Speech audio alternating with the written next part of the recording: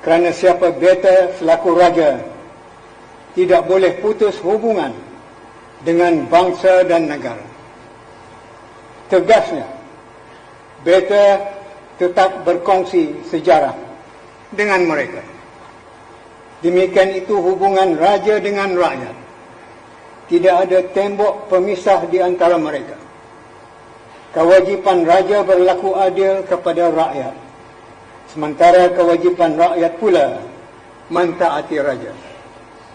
Raja berkewajipan untuk mengetahui susah senang rakyat, sementara rakyat pula dituntut untuk bersimpati kepada raja. Inilah namanya kewajipan timbal balik untuk kesejahteraan.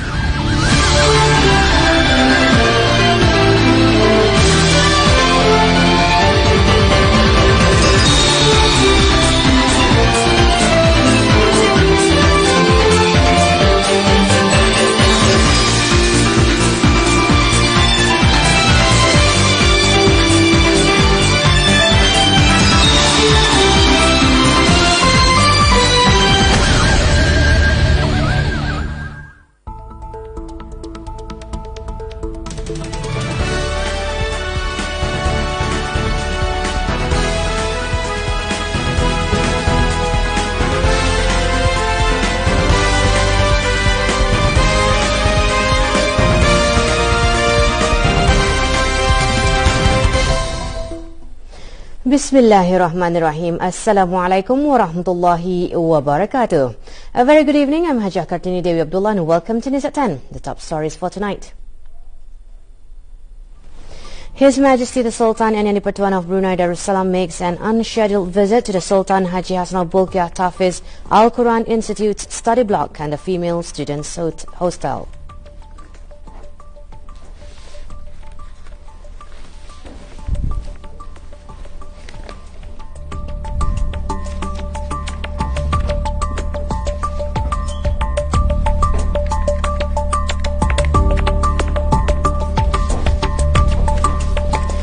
The involvement of various government and non-government sectors as well as the public is important to prevent suicide.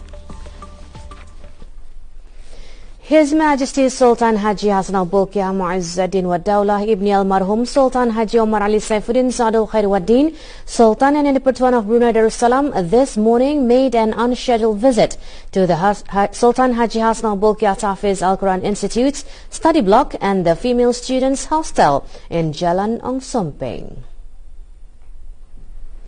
His Majesty the Sultan and Yang di-Pertuan of Brunei Darussalam viewed the rooms in the hostel, accommodating the 144 female students studying at the secondary level and those undertaking the Aliyah Qiraat Diploma. Students enrolled in the Sultan Haji Hassan Al Bolkiah Tafiz Al Quran Institute are those who have passed a series of tests including reading and memorizing the Quran. The institute provides separate hostels for male and female students.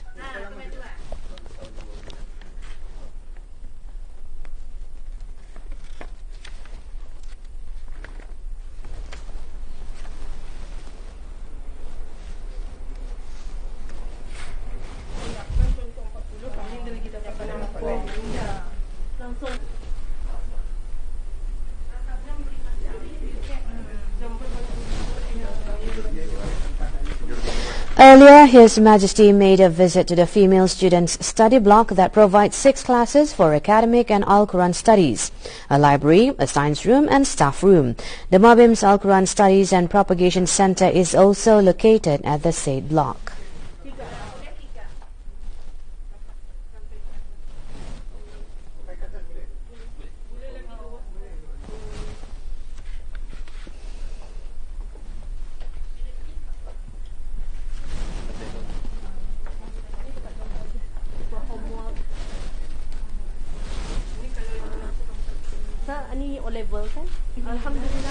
Among the aspects that were given due attention by His Majesty during the visit were matters that involved the students' welfare and well-being. The study block started to be used in 2002.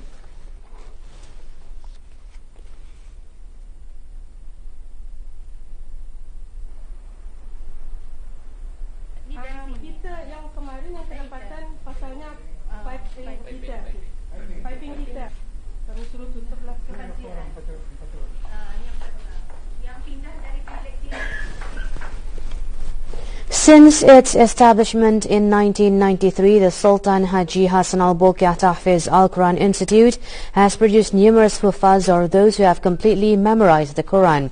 The institute also underwent numerous developments, including the implementation of the Al-Quran memorization studies and the Aliyah Qiraat diploma, aimed at producing huffaz specialized in the teachings of Al-Quran.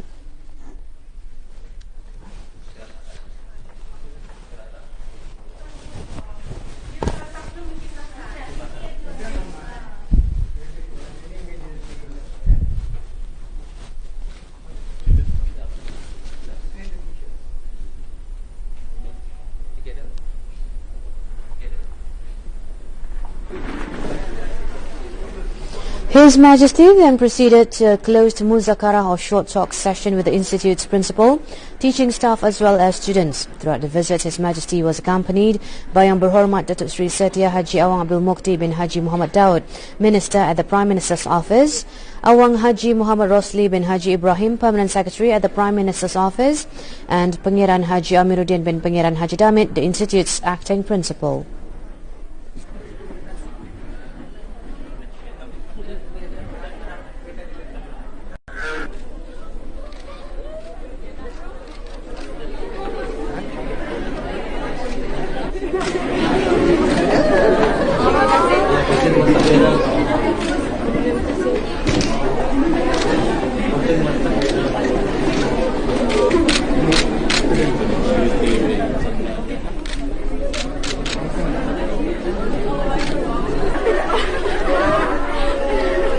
The Sultan Haji Hassan al-Bolkiah Tahfiz Al-Quran Institute was established by the consent of His Majesty in conjunction of His Majesty's 46th birthday celebration. Since its establishment to date, the institute has produced 150 male and 130 female huffaz.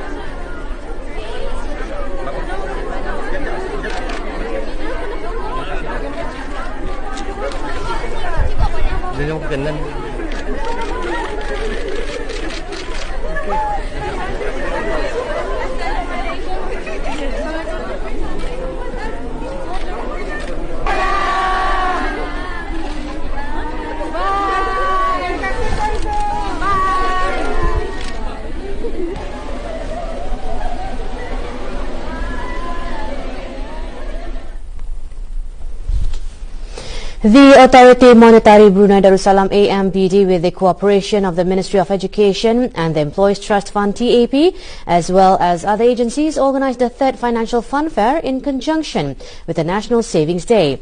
The fair was launched this afternoon at the Jurong Park Colonnade. The fair was officiated by Yang Berhormat Penurangkaya Sri Karna Datuk Seri Setia Dr. Haji Awang Abu Bakar bin Haji Apong, Minister of Home Affairs, as Deputy Chairman of AMBD Board of Directors. With the theme Generasi Celik Kewangan, or Financial Literate Generation, the event provides an entertaining environment for the family to learn financial management concepts such as budgeting, savings and debt management. A number of local banking institutions are also participating in the fair, which is held until tomorrow.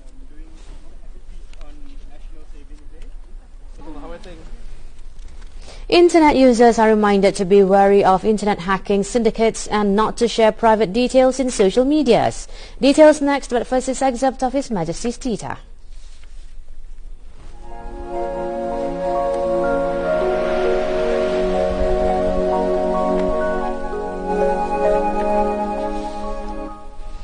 In conjunction with World Breastfeeding Week, celebrated every 1st of August, Raja Isteri Pangeran Anak Saleha Hospital this morning held a presentation of nursing or breastfeeding covers.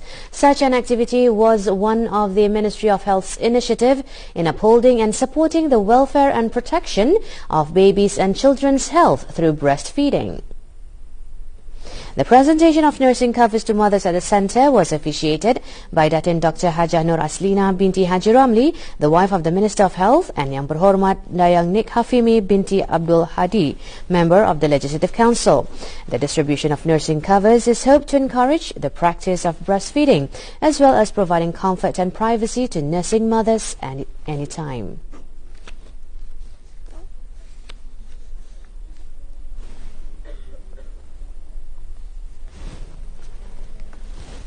A demonstration on the usage of nursing covers by the hospital's staff was also held, followed by a mass breastfeeding wave whereby the mothers gathered to breastfeed their babies. This year's World Breastfeeding Week theme Breastfeeding Foundation of Life highlights the importance of breastfeeding as a sustainable and healthy practice to ascertain every infant has the best start in life. The /X00 emerged champion of the Cyberbattle captured the Flag 2018 competition, which was held this afternoon at the Hotel Wafa and Najat Complex in Beribi.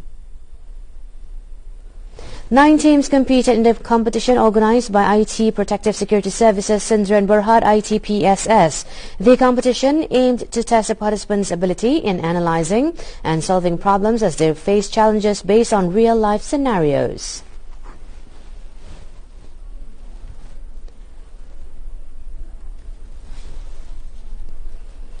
Prizes were presented by retired Lieutenant Colonel Pangeran Haji Muhammad Sazali bin Pangeran Haji Yaakob, Permanent Secretary for Security and Enforcement at the Prime Minister's Office. The winner received cash prize worth $3,000, while runner-up and second runner-up, Paling Munchit and Sleuths, each received $2,000 and $1,000 respectively. Internet users should be wary of internet hacking syndicates when surfing the internet and not to share personal data in social media. This was among the matters highlighted in a special talk titled Phishing this morning at the Cyberbattle Capture the Flag 2018 awareness event. The talk also shared syndicate tactics in trapping internet users. In his talk, Awang Muhammad Arifin bin Haji Sabri from IT Protective Security Services Sindran Berhad, ITPSS reminds internet users to be more cautious in receiving links from unidentified sources making special offers either through WhatsApp or personal computers. He added that these syndicates will lure their victims and will begin hacking upon receiving the victim's private details and access. Awang Muhammad Arifin also advised internet users to utilize it wisely and not to go to unidentified websites. The talk was organized by ITPSS. Following a fire that occurred last Thursday at the An-Nur building, home to the Brunei Darussalam welfare officer and students in Cairo, Arab Republic of Egypt, the Embassy of Brunei Darussalam in Cairo has confirmed that all of the building's residents are safe and no injuries were reported. The fire could be caused by a pile of cargo items that belonged to the building owner that was placed just outside the building. The fire then spread out due to the extremely hot weather. Total registered residents at An-Nur building is 127 people, comprising 66 men and 61 women. During the incident, 44 male students and 40 female students were in Cairo. For Brunei Darussalam citizens who require assistance in Cairo, contact the Embassy of Brunei Darussalam at 002010 996 83368. Stay tuned for more news after this break.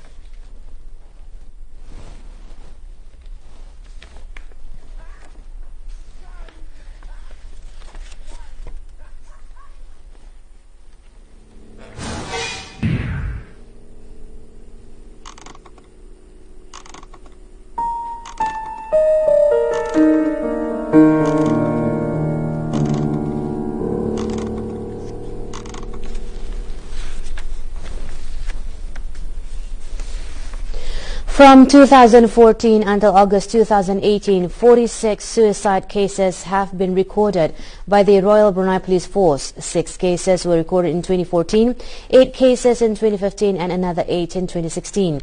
13 cases in 2017 and 11 cases were recorded until August this year. Suicide cases have increased by 62.5% in 2017 compared to the previous year. Following this increase, several agencies, including the Ministry of Health, the Royal Brunei Police Force and the Community Development Department JAPIM, explained the effective measures in suicide prevention that requires involvement from various government and non-government sectors as well as the public. According to Dr. Hilda Ho, Head of Psychiatric Services at the Ministry of Health, professional help is available to those in need and can be obtained from psychiatric offices and psychology clinics. The most important thing to remember is that help is available if you are thinking of suicide. You may feel sad and hopeless now, but these feelings often get better after you have received help. Try not to act upon your feelings impulsively. Please speak to someone you trust, for example, a friend or a family member. Professional help is easily available in Brunei. There are psychology walk-in clinics available. Meanwhile, Awang Yusri bin Haji Kifli, Head of Psychiatric Services Clinic at the Ministry of Health, said that whenever the feeling of distress is beyond control, it is best to seek help from those who offers counseling services. As well as the feeling of lacking in support system in dealing with the emotional distress that eventually led to the acts of suicide. Whenever the feeling of distress is beyond control, it is best to seek help and aware of the available services that you can go to. Pengiran Haji Abdul Salam bin Pengiran Haji Abdul Ghani, Acting Commanding Officer, Brunei Muara District Police, also reminded family members to always be aware on the changes or actions of any family members who are in distress. Pasukan Polis Diraja Brunei ingin mengingati kepada ahli-ahli keluarga yang terdekat dan rakan sebaya untuk sentiasa mengambil peduli dan peka akan perbuatan perubahan dalam tingkah laku seperti murung, berdiam diri, mengelamun atau sering gelisah yang dialami oleh keluarga terdekat, untuk segera mencari penyelesaian bersama pihak-pihak yang berwajib, sama ada mendapatkan hikmat kaunseling atau mendapatkan rawatan-rawatan yang berpatutan. The Ministry of Culture, Youth and Sports through JAPIM is always ready to provide assistance to individuals who are experiencing social problems. Awang Haji Khairul Arifin bin Haji Abdul Aji, Assistant Director of Public Relations Resource and Volunteer Section JAPIM, shared a number of counseling services. This includes family counseling and family intervention that acts as a medium for family issues. JAPIM also provides Helpline 141 for the public during working days from 7:45 in the morning to 12:15 in the afternoon and from 1:30 to 4:30 in the afternoon. Also present at the media conference was Pengiran Dr. Haji Muhammad Khalifa bin Pengiran Haji Ismail, Acting Director General, Medical and Health, Ministry of Health. From the total number of accidents involving loss of life in 2018, 4 fatalities were found to have been caused by the driver or passenger not using seat belts when the incident occurred. This was the result from the initial reports provided as well as visits to the incident sites and further research from the aspect of injuries incurred by the victims who died and damages to the vehicles as well as other related aspects. This was stressed by Dr. Awang Haji Supri bin Haji Awang Ladi, Deputy Permanent Secretary at the Ministry of Communications, who is also the Secretary of the National Road Safety Council (MKKJR). During the media conference, penekanan mengenai kepentingan memakai tali pinggang keledar semasa memandu, or emphasis on the importance of using seat belts while driving. The event was held this afternoon at the Ministry of Communications. Dr. Awang Haji Supri said that reports have found that drivers or passengers who use seat belts when accident occurs only sustain injuries. Therefore, the Council urges all drivers and passengers either sitting in front or at the back to use seat belts even for short distances. Mendapat kecederaan sahaja. Dengan itu, Majlis Kebangsaan Keselamatan Jalan Raya menyeru kepada semua pemandu dan mana-mana penumpang sama ada duduk di depan atau di belakang supaya akan menggunakan tali pinggang keledar apabila membuat sebarang perjalanan walaupun perjalanan itu dekat. Ini kerana apabila kita berada di jalan raya, apa-apa boleh berlaku tanpa dijangka. Meanwhile, Senior Superintendent of Police Awang Husaini bin Haji Madzin, Acting Director of Investigation and Traffic Control, during the media conference also stressed that the Royal Brunei Police Force, through the Department of Investigation and Traffic Control, found that 1,373 cases of not using seatbelts in 2017, and from January until July this year, a total of 381 cases have been reported.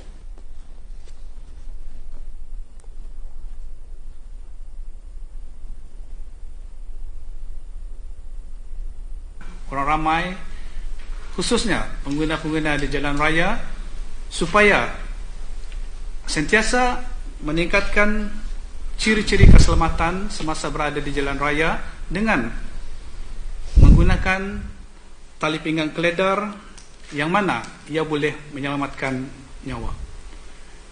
Sehubungan itu adalah disarankan sekali lagi supaya pengguna-pengguna akan sentiasa mematuhinya dan menggunakannya setiap masa. Pengiran Muhammad Amir Rizal bin Pengiran Haji Mahmud, Acting Director of Land Transport, also shared the Land Transport Department Enforcement Section Mobile Operations reported 22 drivers were issued compounds and seek-up demerit points from April to July this year. He also explained drivers that failed to obey the specified act and regulation for the offence of not using seat belts while driving will be imposed compounds and demerit points for the first offence, $150 and 9 demerit points. Second offence, $300 and 9 demerit points, and for a new driver, 1 year cancellation of driving license. Third offence, $500 and 9 demerit points and 3 months suspension of driving license. And a fourth offence, the driver can be brought to court with a higher compound. The Ministry of Health would like to reassure the public with regards to the quality of the valsartan-containing medicines in Brunei Darussalam. This is with respect to the recent use of valsartan-containing medicines being recalled in the United Kingdom and United States of America. Valsartan is used to treat patients with high blood pressure in order to reduce complications such as heart attack and stroke, and patients who have heart failure. An impurity was discovered in the active substance of valsartan produced by Zhejiang Huahai Pharmaceuticals, Linai, China. Following that, European Union member states, United Kingdom, United States of America and a number of other countries have recalled medicines containing valsartan supplied by Zhejiang Huahai as a precautionary measure. Not all products containing valsartan are being affected and recalled. The Department of Pharmaceutical Services, Ministry of Health, have identified 18 registered pharmaceutical products in Brunei Darussalam containing valsartan as the active substance. The registered brands stated on the screen are not affected as the valsartan is sourced from unaffected manufacturers.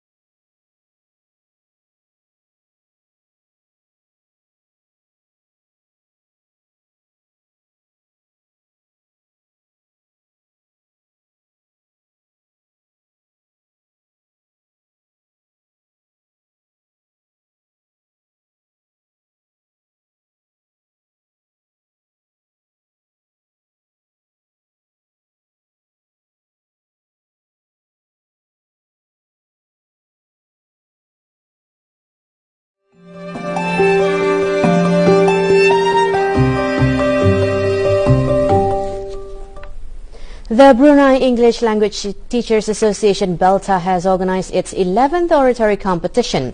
Such a competition provides upper secondary students with the opportunity to experience public speaking and to help instill confidence in the use of English as a second language.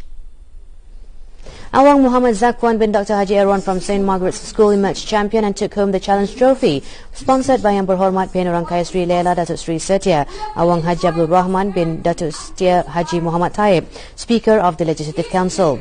Prizes were presented by Awang Haji Osman bin Haji Muhammad Jair, Managing Director of Insurance Islam Tabung Amanah Islam Brunei Taib. 8 participants advanced to the final round of the competition. Also present was Awang Abdul Wafi bin Abdullah Sia, Vice President of BELTA. Students who will be sitting for the GCEO and A-levels as well as primary school assessment PSR should not be complacent as the exams will soon start. Success can be achieved by working hard and diligently making preparations as well as taking every obstacle as a positive challenge.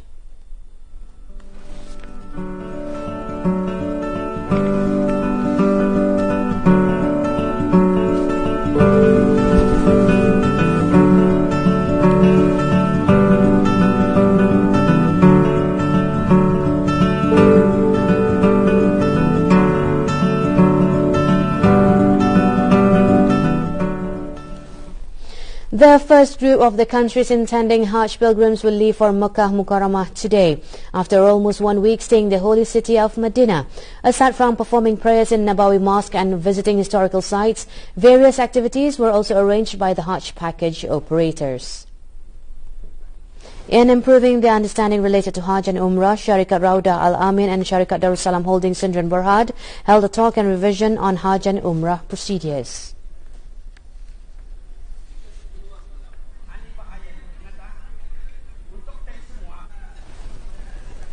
Meanwhile, Syarikat Agensi Pengembara At-Taqwa also held a Meraih Berkat or Reaping Blessings activity. The Indahnya Berbagi activity is one that is frequently organized by the agency, was participated by the agency's Managing Director Pengiran Haji Rosdimar Pengiran Haji Omar. The Mahabah Silatul Rahim program and the reading of Ratib Al-Atas in conjunction with His Majesty the Sultan and Pertuan of Brunei Darussalam's 72nd birthday celebration for the Temburong district was held this morning in Kampung Selangan Mosque. Dengan inayah Allah Subhanahu wa taala. Jadi kita ni selaku muslimah di pagi yang mulia. The talk entitled Ratib Al-Atas, delivered by Dayang Haja Zunaina binti Haji Gunung, head of the Da'wah Propagation Section Islamic Da'wah Center, touched on the benefits of reading the Ratib Al-Atas. The event ran concurrently with the presentation of donations in the form of basic necessities from officers, staff and tutors to 5 less fortunate families in Kampung Selangan. Kepada pemimpin kita ni ialah dengan banyak-banyak kita ni. Various wedding packages are offered to the future brides and grooms-to-be during the Kawin Letop Festival. The 2-day festival is held at the indoor stadium, Hasnal Bolkiah National Sports Complex in Barakas. More than 20 local entrepreneurs of wedding package boutiques are highlighted in the festival. This includes wedding attires, photography services and catering for brides and grooms-to-be. Apart from wedding ceremonies, entrepreneurs also provide services for other events. Aside from acting as facilitator for visitors with plans to hold special occasions, the festival organized by Battle Pro Event also encouraged the young entrepreneurs newly venturing into the wedding industry to expand their businesses. The festival is open to the public from 10 in the morning until 10 at night.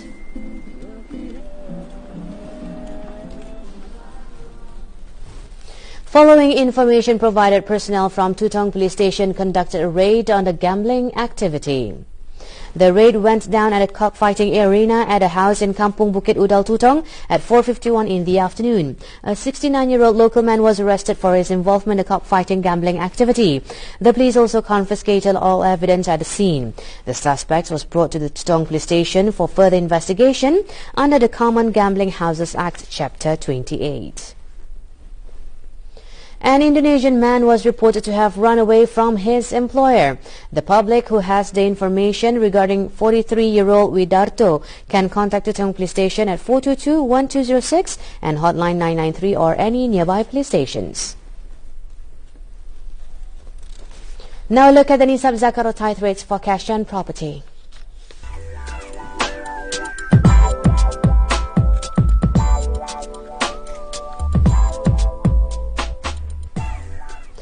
Moving on to the foreign exchange rates between the Brunei dollar and some of the international and regional currencies.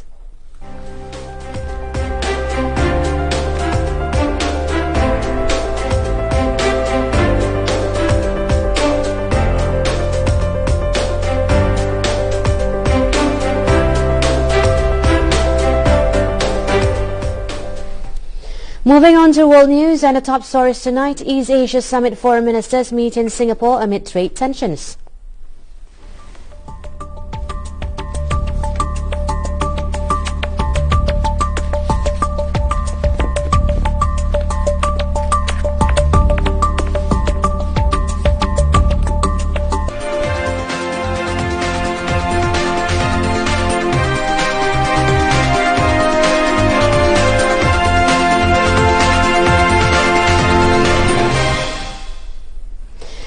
East Asia Summit foreign ministers met in Singapore amid trade tensions. Dignitaries from the US, China, South Korea, Japan, Russia, India, Australia and New Zealand attended the meeting. US Secretary of State Mike Pompeo and Chinese Foreign Minister Wang Yi were not seen speaking to each other amid the trade tensions between the two countries. Earlier, ministers from China, Japan and South Korea expressed the need to work together against global trade protectionism.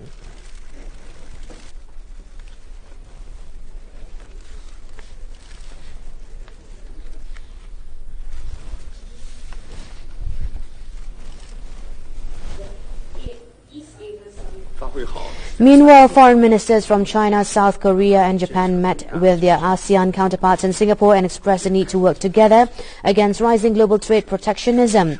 The US president has accused China and others of exploiting the United States in global trade and has demanded Beijing make a host of concessions to avoid the new duties on $200 billion of Chinese goods, which could be imposed in the weeks after a comment period closes on 5th September. ASEAN ministers have expressed their concerns about the trade war between the two major economies, saying it will have effects on their own economies. China supports the establishment of a peace mechanism on the Korean Peninsula. The Chinese State Councillor and Foreign Minister Wang Yi made the remarks after a bilateral meeting with his counterpart of the Democratic People's Republic of Korea, Ri Yong-ho, on the sidelines of the Association of Southeast Asian Nations ASEAN Foreign Ministers meeting and related meetings in Singapore. Wang said that the DPRK has recently taken a series of measures in advancing the Korean Peninsula denuclearization and improving its ties with the US, which is commended by China. Ri spoke highly of China's role in maintaining stability of the Korean Peninsula and advancing denuclearization of the Korean Peninsula. The DPRK side will maintain strategic communication with China over this to ensure stability and development of the Korean Peninsula and the region. Wang also met Canadian Foreign Affairs Minister Chrystia Freeland and said that both China and Canada firmly promote multilateralism, support free trade and advocate the building of an open world economy. The Chinese government's top diplomat, State Councillor Wang Yi, said the response by Beijing to U.S. trade measures were necessary and legitimate, a day after announcing retaliatory tariffs on $60 billion worth of U.S. goods. Speaking on the sidelines of the Southeast Asian Conference, also attended by the U.S. Secretary of State Mike Pompeo, Wang also said the United States was putting military pressure on countries in the region, including China. U.S. Secretary of State Mike Pompeo pledged to provide nearly $300 million in new security funding for Southeast Asia as China forges ahead with plans to bolster its engagement in the region. Pompeo unveiled the figure to reporters on the sidelines of a meeting of foreign ministers from the 10-member Association of Southeast Asian Nations, ASEAN and other officials from around the world in Singapore. Stay tuned for more news after this short break.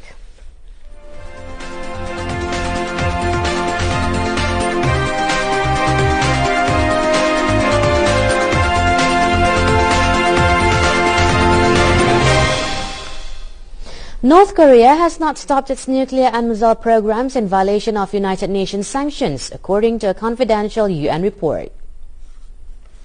The 6-month report by independent experts monitoring the implementation of UN sanctions was submitted to the Security Council North Korea Sanctions Committee. The North Korean mission to the United Nations did not respond to a request for comment on the report. Pyongyang violated a textile ban by exporting more than $100 million in goods between October 2017 and March 2018 to China, Ghana, India, Mexico, Sri Lanka, Thailand, Turkey and Uruguay. The report comes as Russia and China suggest the Security Council discuss easing sanctions after U.S. President Donald Trump and North Korean leader Kim Jong-un met for the first time in June, and Kim pledged to work towards denuclearization. The United States and other council members have said there must be strict enforcement of sanctions until Pyongyang acts.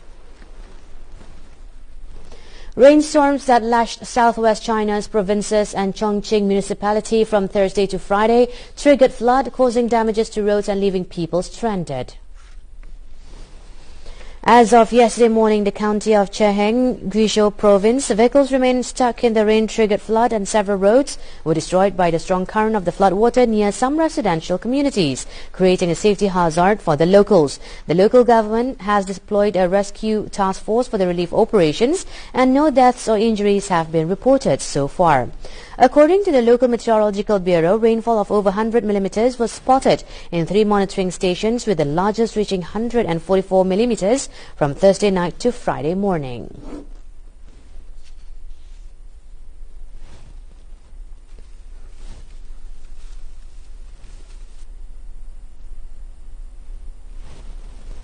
In neighbouring Chongqing, firefighters have rescued 3 tourists aged over 60 after downpour led to heavy mist and left them stranded. After a 2-hour search, they were found and brought to safety by firefighters, who were dispatched after the stranded tourists called the emergency line for help. A massive student protest in Bangladesh, triggered by the death of 2 teenagers run down by a speeding bus in the capital, has sent people flocking to overcrowded train stations as part of Dhaka roads came to a standstill. Traffic in heavily congested Dhaka has been paralyzed and 317 vehicles set ablaze in protests that have injured at least 51 people since last Sunday's incident in which a privately run bus hit college students. Tens of thousands of uniformed school and college students have turned out demanding a crackdown on buses, many without fitness certificates that often engage in dangerous races in the streets. The protests spreading across Bangladesh have highlighted traffic risks in the densely populated country, where more than 4,000 people die in road accidents each year, one of the world's highest rates. Authorities and businesses are working together to demolish chemical plants along the Yangtze River in a bid to protect and restore the waterway in central China's Hubei province. In Hubei, Yichang City, local authorities launched a plan in 2017 to close, transform and relocate chemical plants located within 1 kilometer of the Yangtze River by 2020. According to Li Shubin, General Manager of Jingroi Chemical Company Limited in Hubei, all buildings scattered 850 meters along the Yangtze River will be demolished. They will reforest the region so as to better protect the ecological environment of the Yangtze River.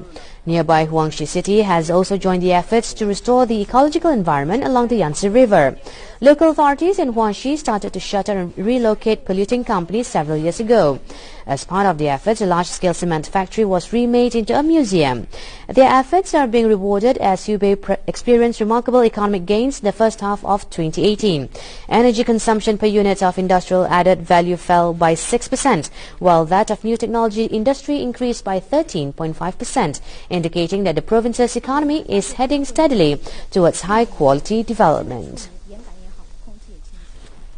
The Youth and Sports Department of Temburong District Branch has planned and implemented several programs and workshops to promote several sports available in Brunei Darussalam that can be highlighted specifically for the district. In this regard, the fencing introduction workshop was held this afternoon at the Dewan Bukit Retak Youth Centre Development of Temburong District Branch.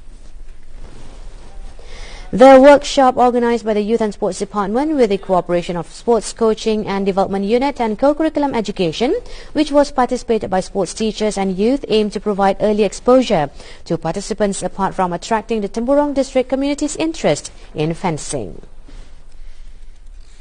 The general local weather condition for the next 24 hours is expected to be partly cloudy with chance of afternoon showers.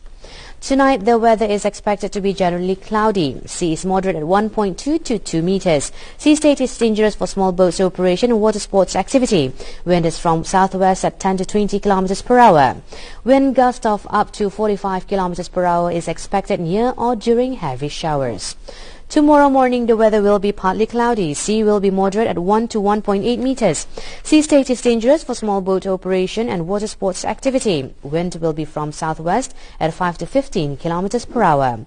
The afternoon will be partly cloudy with chance of isolated showers. Sea is moderate at 1 to 1.8 meters. Sea state is dangerous for small boats operations and water sports activity. Wind will be from southwest at 15 to 30 kilometers per hour. Wind gust of up to 40 kilometers per hour is expected near or during heavy showers. Wallahu alam bis-sawab. Finally, let's reflect on the tradition of Prophet Muhammad ﷺ as narrated by Abu Naim on the loss one will obtain for praising oneself. Prophet Muhammad ﷺ in his sabda said, "For anyone who praises himself for performing religious deeds, his grateful position deviates and his good deeds will vanish." That concludes News at 10 for this evening. Good night and Assalamu alaikum warahmatullahi wabarakatuh.